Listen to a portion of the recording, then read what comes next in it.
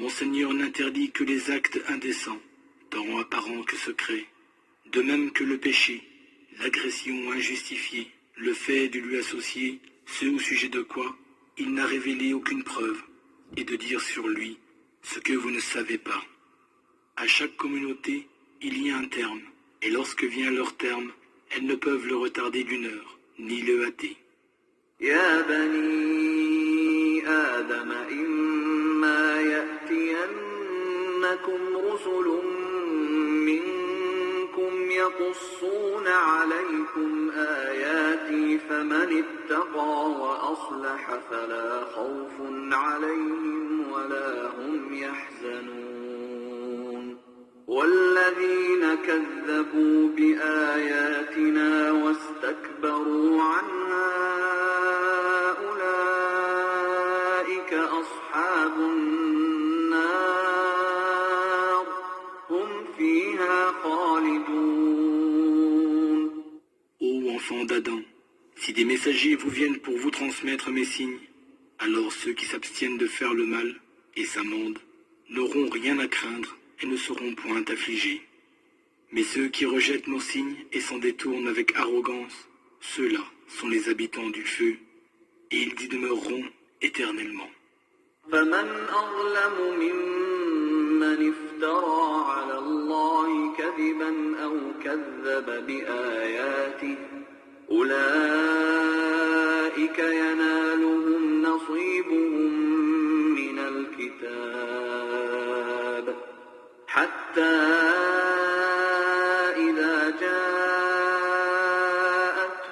رسلنا يتوفونهم قالوا أين ما كنتم تدعون من دون الله قالوا ضلوا عنا وشهدوا على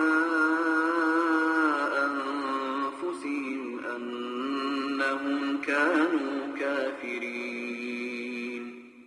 Quel pire injuste que celui qui invente un mensonge contre Dieu ou qui rejette ses signes. Ceux-là recevront la part du livre, des décrets, qui leur a été prescrite jusqu'à ce que nos messagers, les anges de la mort, viennent prendre leur âme en leur disant « Où sont maintenant ceux que vous invoquiez en dehors de Dieu ?» Ils répondront « Ils nous ont abandonnés » et ils témoigneront ainsi contre eux-mêmes qu'ils étaient mécréants. Assalamu alaikum wa rahmatullahi wa barakatuh. Que la paix soit sur vous ainsi que la miséricorde et la bénédiction. Ils ont traité les signes de notre Créateur Allah subhanahu wa ta'ala de mensonges. On entend beaucoup fil Coran, dans le Saint-Coran, Allah ta'ala dire وَكَذَّبُوا بِآيَاتِنَا الَّذِينَ كَذَّبُوا بِآيَاتِ اللَّهِ. Ils ont traité nos signes de mensonges. Ils ont traité, ou on traduit parfois, nos versets de mensonges. Parce que le mot ayat, qui est traduit par verset, on dit verset du Coran, mais qui peut être traduit plus précisément par signe. Ayat, signe.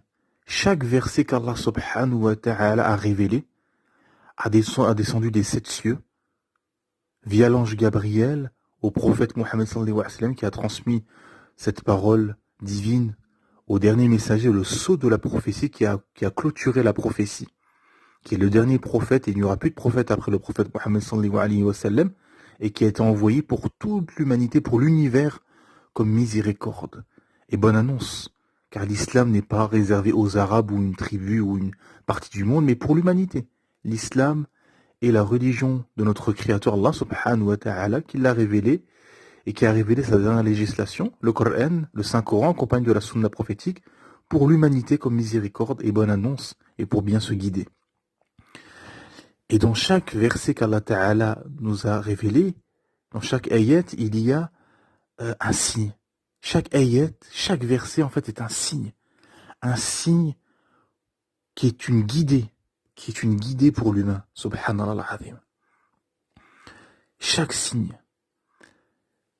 Regardez, on va prendre un exemple. Imaginez-vous, vous avez rendez-vous avec quelqu'un à l'aéroport. Mais vous connaissez pas cette personne physiquement. Vous l'avez jamais vue. Bon.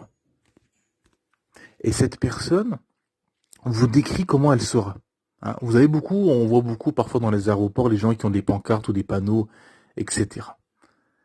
Et cette personne qui va vous accueillir, par exemple, dans un autre pays, dans une autre ville, il va vous décrire comment il sera vêtu, comment il sera vêti.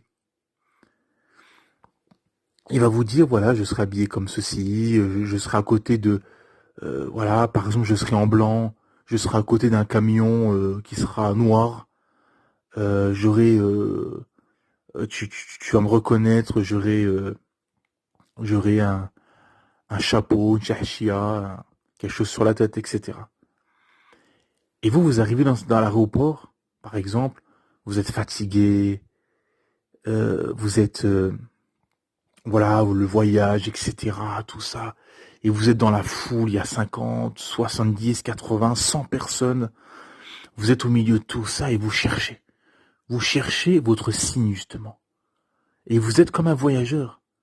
Vous êtes un voyageur, vous êtes dans cet aéroport, et vous cherchez un signe, et bingo, il est en face de vous. Vous l'avez reconnu, vous avez reconnu le signe, car c'est la vérité qui est en face de vous. La personne qui vous a accueilli ne vous a pas menti.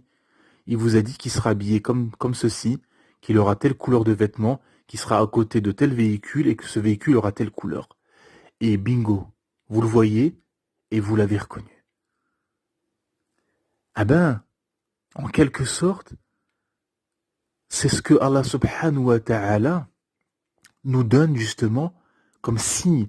Il y a les signes, parce que les ayats, il y a les ayats du Coran, donc les versets du Coran, et il y a les ayats autour de nous, les signes qui sont autour de nous. Quand Allah subhanahu wa ta'ala nous parle de ces ayats dans le Coran, il nous parle de ces versets, du Coran, et il nous parle aussi des signes qui sont autour de nous, subhanallah al-azim. Et c'est un peu comme ce voyageur, on est dans ce bas monde, comme un voyageur, comme l'a dit le prophète sallam.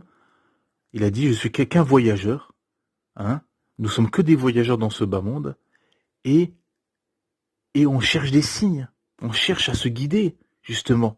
Qu'est-ce qu'il a dit Sidna Moussa alayhi salam, quand il marchait avec sa famille, qu'il a vu un feu au loin? Il a dit, je vais aller voir si je peux trouver quelque chose pour nous chauffer, ou pour me guider. Il dit cette phrase, Allah subhanahu wa ta'ala nous révèle qu'il a dit cette phrase. Est-ce que je vais peut-être trouver quelque chose qui va nous permettre de nous guider? Allahu Akbar. Subhanallah. L'humain, il est comme ça dans sa fitra, dans sa sainte nature. L'humain, il cherche toujours quelque chose.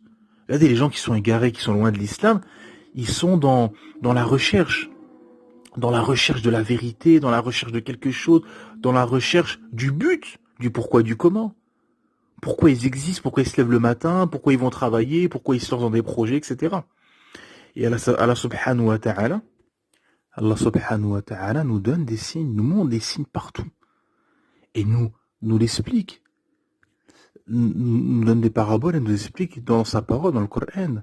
En nous disant, souvent, il y a ce verset qui revient, dans l'alternance de la nuit et du jour, il y a des signes pour les doués d'intelligence.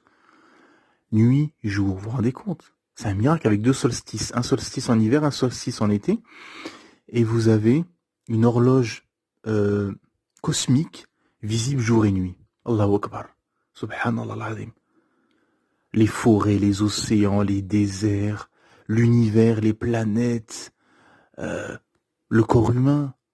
Regardez votre corps, les poils qui poussent, vos ongles qui poussent, votre système digestif, votre système immunitaire.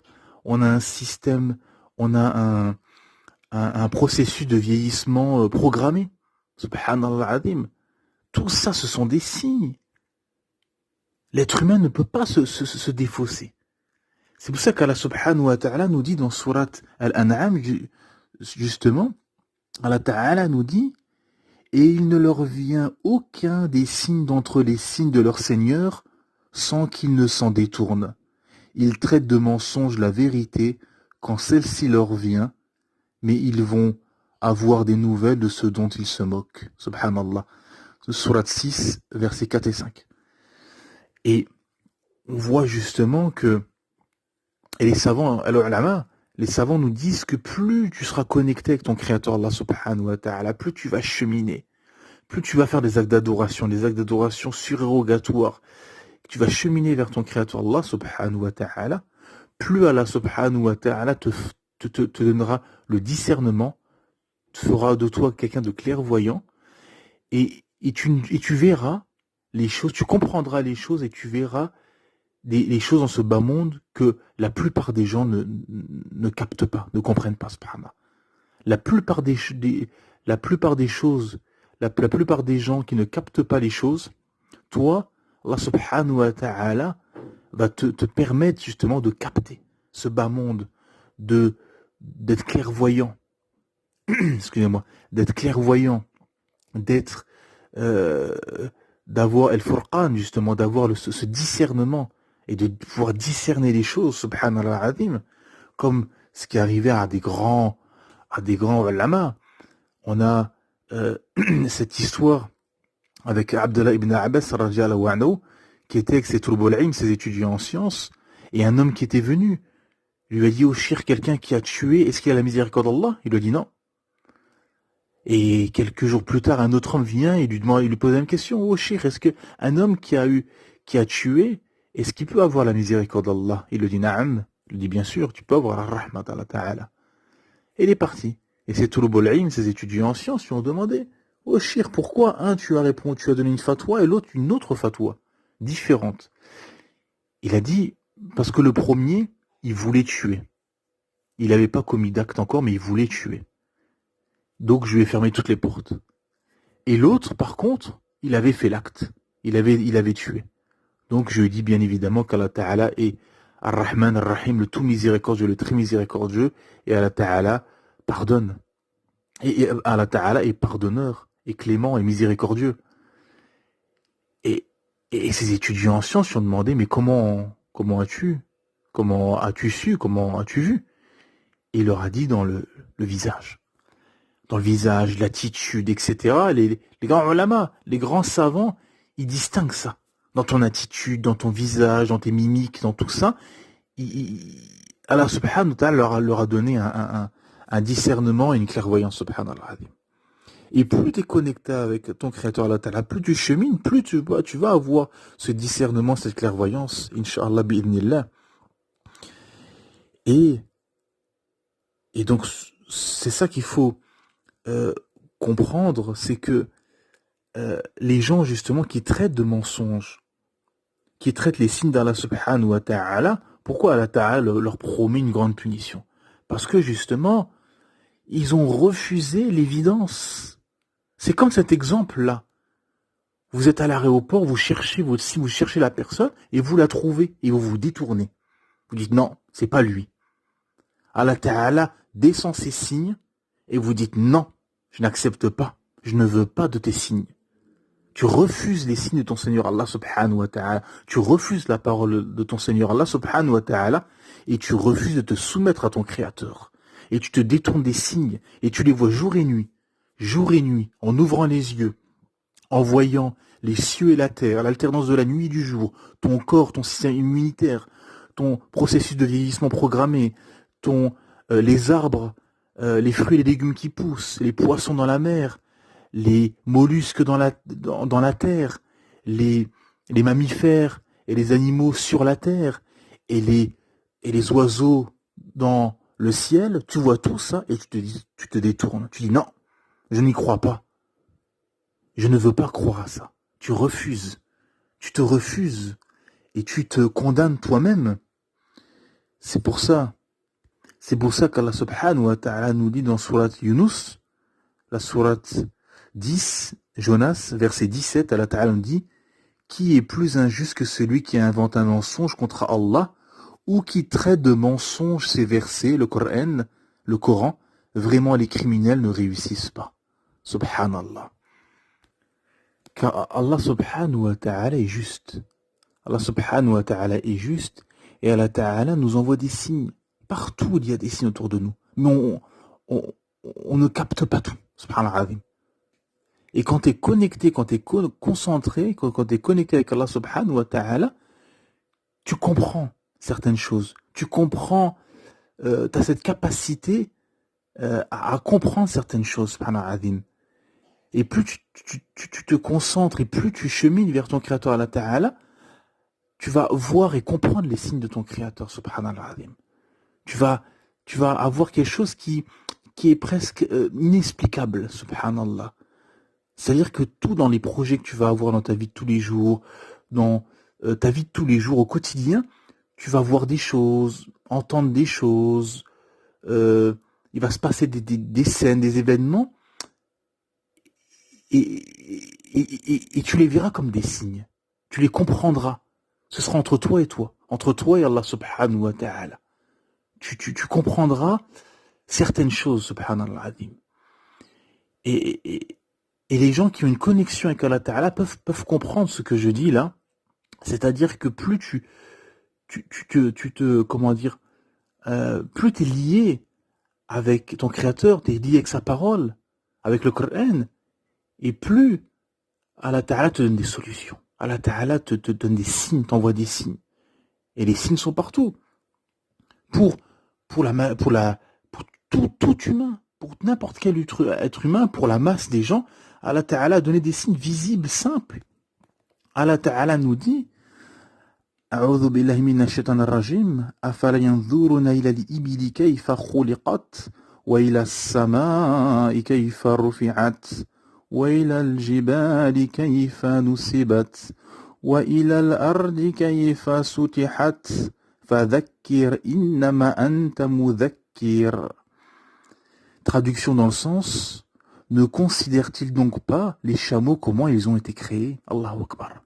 Et le ciel comment il a été élevé, et les montagnes comment elles sont dressées, et la terre comment elle est nivelée? Eh bien rappelle, tu n'es qu'un rappeleur. Subhanallah. Surat al-Ghashiyah, la sourate 88, verset 17 à verset 21. Subhanallah. Allah Ta'ala nous dit, regardez le chameau. Comment le chameau a été créé.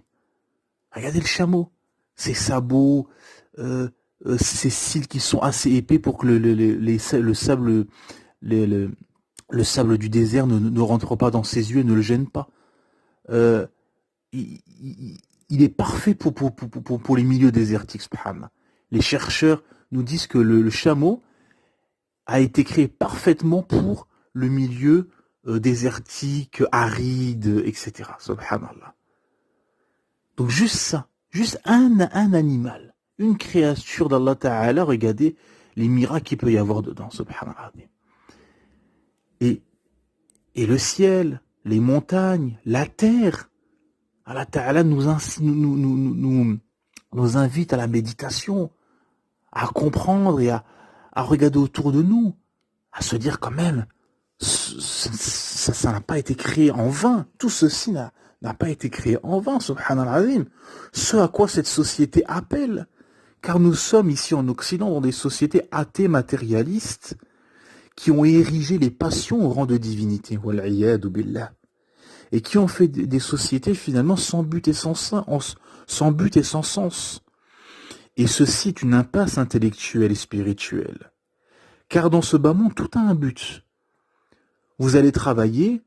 Pourquoi vous allez travailler? Pour gagner un salaire. Pourquoi vous voulez de ce salaire?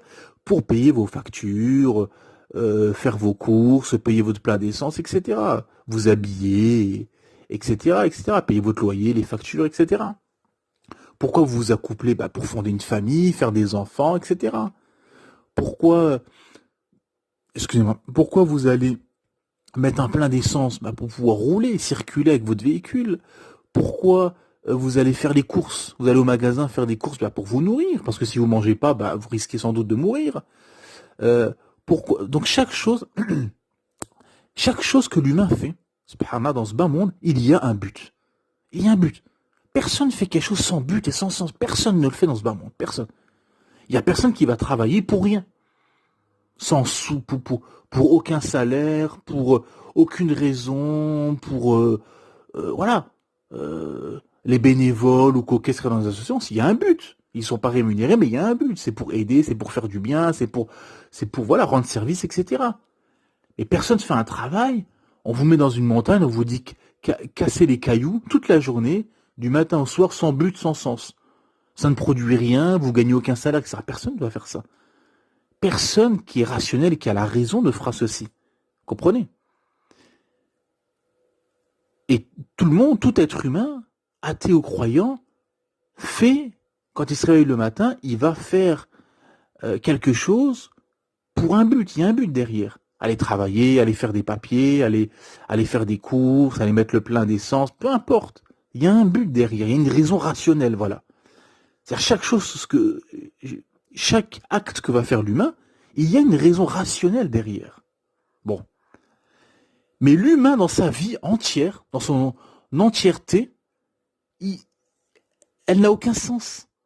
Il vit sans but et sans sens. Ce système occidental te dit, consomme, vis ta vie, assouvis tes passions et tes plaisirs des plus farfelus, fais ce que tu veux. C'est la liberté, c'est le paradis dans ce bas monde, wal'iyadu billah, fais ce que tu veux. Et pourquoi? Ben pour rien. Et après qu'est-ce qui m'arrive? Ben rien. Tu vas mourir et il n'y aura plus rien. Vous vous rendez compte? Le gars, tu lui dis, va faire des études. Ok, pourquoi? Pour avoir un diplôme. Ok, pourquoi avoir un diplôme? Pour avoir un boulot. Pourquoi avoir un boulot? Pour avoir un salaire. Pourquoi avoir un salaire? Pour pouvoir, avec cet argent, te lancer dans des projets, voilà, dans l'entrepreneuriat, une maison, s'accoupler, faire des enfants, etc. D'accord.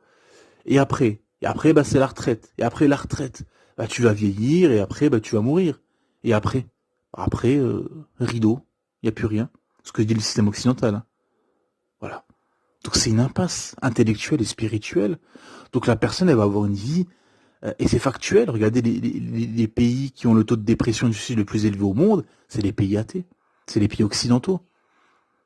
Donc c'est factuel. Donc une vie sans but et sans sens va mener la personne à terme à la dépression, à l'anxiété et au suicide. Wal'iyadu billah. Et entre-temps, il va s'adonner à des passions, à l'alcool, au jeu d'argent, à la dépendance, etc., à la drogue, tout. Toute déviance, etc. Parce que, justement, voilà. Pourquoi les gens fument? Les gens, ils fument. Pourquoi ils fument? Parce qu'ils sont bouffés de l'intérieur. Ils sont consumés de l'intérieur, donc ils consomment une cigarette. C'est-à-dire que les gens ont un mal-être, sont stressés, ils vous le disent, je fume parce que je suis stressé. Mais pourquoi tu es stressé? Parce que tu as coupé ce lien, cette fitra, cette sainte nature, qui est la relation et qui est la soumission à ton créateur Allah subhanahu wa ta'ala. La personne athée, elle lutte, en fait, elle combat sa propre nature, qui est la soumission à son créateur Allah ta'ala. Elle est pas bien, elle est stressée, elle s'ennuie, elle sait pas quoi faire, elle se réveille la nuit, elle prend des antidépresseurs, elle se pose des questions, elle se lance dans des passions, elle va dans des extrémités, etc. Parce que justement, on lui a coupé le but, justement, il s'est coupé de son but, qui est d'adorer son créateur Allah Ta'ala et de se préparer al-Qiyamah, au jour du jugement. Subhanallah. Donc c'est ça justement. Et on a dans cette société justement individuelle, de débauche, de déviance, sans but et sans sens, des gens qui combattent l'islam. Et on a entendu ces derniers temps aussi, vous avez des pitres qui veulent combattre l'islam, hein, ces deux pitres entre guillemets d'extrême droite, hein, qui sont Zemmour et Le Pen, qui veulent interdire le hijab dans la rue. Et vous savez pourquoi? Parce que justement, on revient au début de l'audio, qui sont les signes d'Allah Ta'ala. Parce que quand vous êtes en hijab dehors, quand vous êtes en qamis, en barbe, une tenue musulmane, que ce soit pour l'homme ou la femme, vous rappelez la présence divine, dans ce bas monde. Subhanallah azim. Et eux, ils ne veulent pas, ils veulent effacer toute trace de religion. Ils veulent effacer toute trace de spiritualité. Pour être dans les passions, l'athéisme et les désirs et les plaisirs. Et c'est ça qui leur fait mal. Et c'est pour ça qu'ils veulent interdire le hijab dans la rue. Et ce qui est absurde, et quand on les entend sur des plateaux dire oui, moi je vais interdire le voile, il y a personne qui est capable, et ils le savent très bien, que c'est inapplicable. Déjà, ces deux pitres n'arriveront jamais au pouvoir, et c'est inapplicable. C'est inapplicable. Ce sera retoqué par le Conseil constitutionnel, le Sénat, et ça peut même aller à la Cour européenne des droits de l'homme, car c'est une atteinte aux libertés que chérissent tant les Occidentaux, hein, la liberté individuelle, etc. Donc ils ne peuvent pas. D'ailleurs, on a un précédent avec le Burkini, ce fameux Burkini qui a fait polémique, ou qui a été retoqué, où des maires ont voulu l'interdire, mais non, ça n'est pas passé, car c'est des libertés individuelles, et en Occident, c'est très compliqué de faire des lois sur une liberté individuelle, justement, par rapport à ça. Mais pourquoi personne leur dit à ces deux guignols? Pourquoi personne leur dit que c'est pas possible votre loi? Parce que ça casserait leur délire. Parce que les gens qui veulent voter pour eux se diraient, ah mais c'est vrai, c'est n'importe quoi ce qu'ils racontent, ça passera jamais cette loi. Donc ça n'a pas de sens. Et vous allez avoir, si on rentre dans leur délire justement, des policiers qui vont aller dans les quartiers contrôler des sœurs en hijab, des sœurs en voile, et à côté vous avez des trafiquants de drogue. Vous avez des trafiquants qui trafiquent des armes et de la drogue toute la journée, et les policiers leur diront rien, par contre ils vont arrêter des filles, pour le hijab. C'est un sketch. C'est absurde. Et pourquoi ils interdisent pas l'alcool? L'alcool, là, parce que le hijab, il n'y a aucun mal. Il n'y a aucun mal, au contraire, c'est un bienfait pour la société. Ça empêche justement ça empêche l'ostentation et la frustration inutile à des hommes qui n'ont pas accès aux femmes ou voilà, ou dans un moment ponctuel qui n'ont pas accès aux femmes de façon générale, dans un moment ponctuel, ça va plus les frustrer, faire de l'ostentation. Donc c'est un bienfait le hijab, il n'y a aucun mal. Par contre, l'alcool, c'est un grand mal. On sait que l'alcool, c'est un grand mal. Ça bousille la santé, voilà, c'est factuellement destructeur, ça détruit une société. Hein, parce que, et ça, ce serait utile d'interdire. Là, il y a un mal, et c'est l'alcool qu'il faut interdire. Car si vous prenez les policiers, les gendarmes, ou les urgentistes qui voient les ravages de l'alcool à 6 heures du matin, hein, dans les sorties de boîtes de nuit, etc., à 5 heures, 6 heures du matin, quand ils voient les ravages, dans les urgences ou dans les hôpitaux ou les gendarmes, ils interdiraient l'alcool. Ça ne tiendrait qu'à eux. Parce qu'eux, ils sont en première ligne, ils voient la réalité. C'est pas comme ces politiciens corrompus et ces technocrates et journalistes qui sont dans leur tour et qui parlent selon leur passion et selon leurs raisons erronées. Hein? Sur le terrain, il y a la réalité. La réalité, c'est que l'alcool est un ravage. C'est ça qu'il faut interdire. Et non le hijab qui est un bienfait, qui est une obligation divine, qui est une obligation révélée par Allah subhanahu wa ta'ala, le Seigneur de l'univers. Et on a aussi un autre pitre qui a fait parler de lui ces derniers jours. Hein, ce pitre qui a quitté Le Pen et qui a rejoint Zemmour, cet Égyptien d'origine, qui a voulu réciter un verset, et Allah subhanahu wa ta'ala ne lui a même pas permis de réciter ce verset. Et ces diables veulent combattre l'islam et n'y arrivent pas. Et ce pitre a voulu, justement, a voulu ruser, mais finalement, il s'est humilié lui-même. Il s'est fait humilier lui-même en ne pouvant réciter ce verset qui est un miracle en plus. Wallah Ta'ala nous dit Innal ladhina kaffaru bi ayatina sawfa nuslihim naran kullama nadijat juluduhum baddalnahum juludan ghayraha liyadhuqu al-'adhaba Inna Allaha kana azizan hakiman. Traduction dans le sens, certes, ceux qui ne croient pas à nos versets, le Coran, nous les brûlerons bientôt dans le feu. Chaque fois que leurs peaux auront été consumées, nous leur donnerons d'autres peaux en échange afin qu'ils goûtent au châtiment. Allah est certes puissant et sage. Et ce verset qui était la cause, seul Allah guide, qui était la cause de ce verset de Surat Nisa, la Surat 4, verset 56, qui a été la cause de guider de beaucoup de chercheurs et scientifiques, car un humain, ce Coran a été révélé il y a 14 siècles au milieu du désert. Un humain, il y a 14 siècles, il y a plus de 14 siècles au milieu du désert, n'aurait pas pu dire ceci. Car l'humain aurait dit tout simplement, un humain avec sa raison erronée va dire, s'il invente comme ça un verset, un livre, il dit, une fois qu'il sera en enfer, il sera brûlerait et point. Point barre. Allah Ta'ala rentre dans un détail pertinent et extraordinaire et miraculeux. Allah Ta'ala dit, une fois que leur peau sera consumée, nous leur donnerons d'autres peaux afin qu'ils goûtent au châtiment. Allahu Akbar. Et c'est que récemment que nous avons pu savoir que dans la peau, il y a les terminaisons nerveuses. Et que la douleur la brûlure au premier degré est la plus douloureuse. Elle est moins grave que les autres degrés, mais elle est la plus douloureuse car elle est où il y a les terminaisons nerveuses. Subhanallah, Allahu Akbar. Quel miracle! Et ce pitre a voulu dire ce verset qui est un miracle et il n'a même pas pu être capable de le réciter car Allah Ta'ala ne permet pas à n'importe qui de réciter sa parole. Subhanallah al-Azim. Et c'est aussi ça qu'il faut comprendre, mes frères et sœurs et vous qui n'êtes pas musulmans, c'est que l'humain n'a pas à ramener sa raison. Allah Ta'ala a descendu un verset miraculeux, et s'il y a des choses que vous ne comprenez pas, Allah subhanahu wa ta'ala nous a révélé Fas'aluha la dhikri in kuntum la ta'alamun.